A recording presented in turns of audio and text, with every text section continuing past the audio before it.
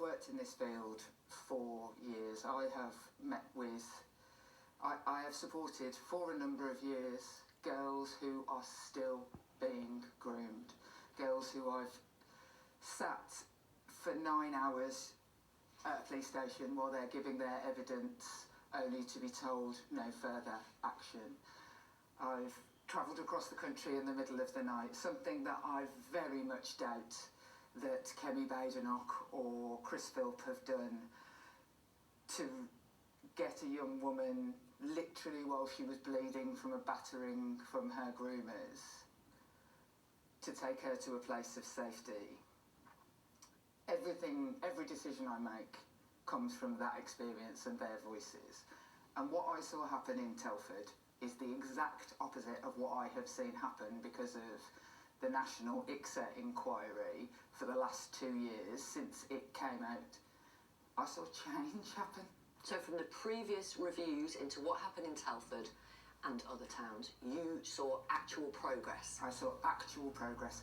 I saw council officers change the way that they deal with things. I saw victims brought in to that council as independent advisors to get the recommendations done. Can I ask you to address the suggestion by some that you turned the Home Office National Review into what happened in Oldham down because it would be very unpopular with some Labour voters? Your majority at the general election, I can see that you were smiling at that, was reduced to 693.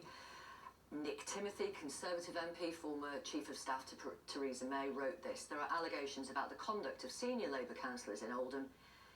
Is that what it's about? What an absolute load of rubbish.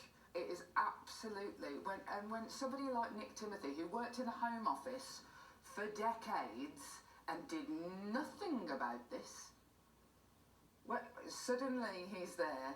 Why didn't he, if he thought that this was so important? They are simply playing politics. I have absolutely no interest. The idea that I'm trying to protect anyone belies the hours I've sat in police stations trying to get people taken down, belies the amount of time I've sat next to victims in a courtroom because they'll only give their evidence because I'm sat next to them. It is a disgraceful thing to say by people who have done nothing.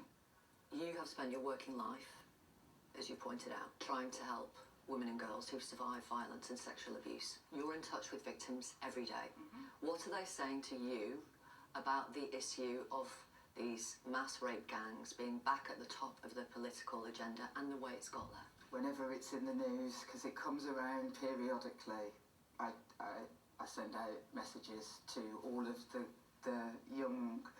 Most of them aren't girls anymore. Many of them are young women who I've worked with over the years, to just check they're okay.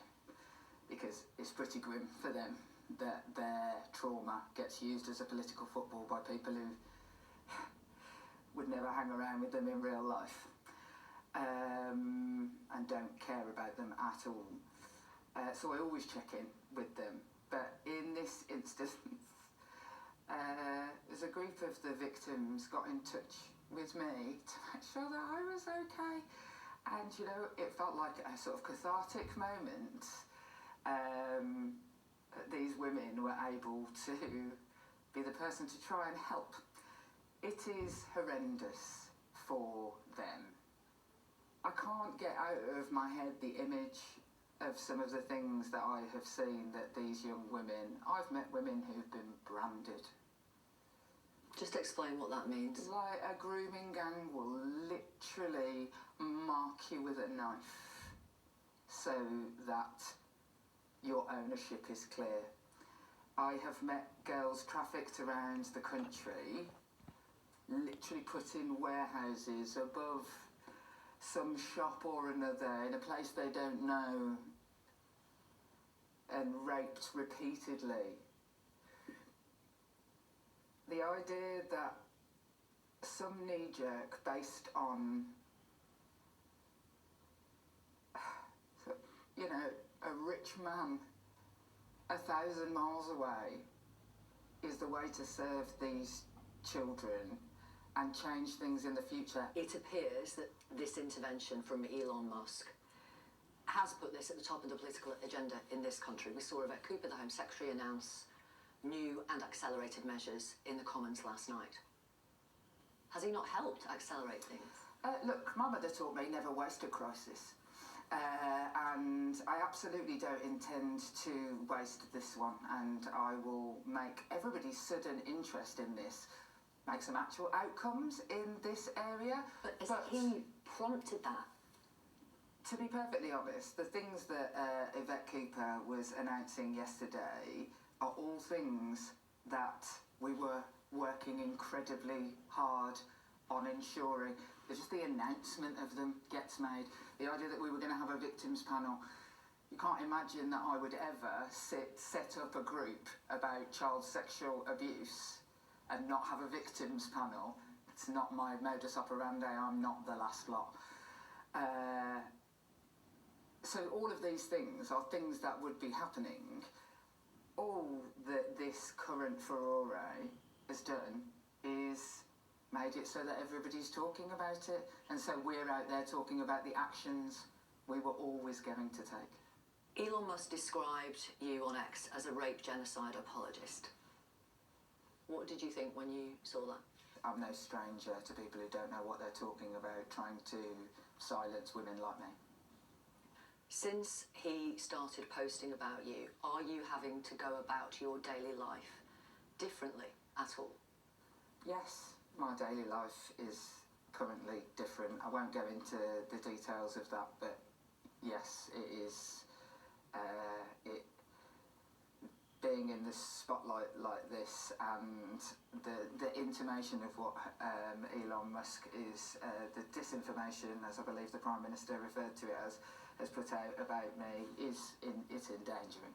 You have received hundreds of threats in the past, rape threats, death threats. You've had to install a panic alarm in your constituency office at one point. Is this different though?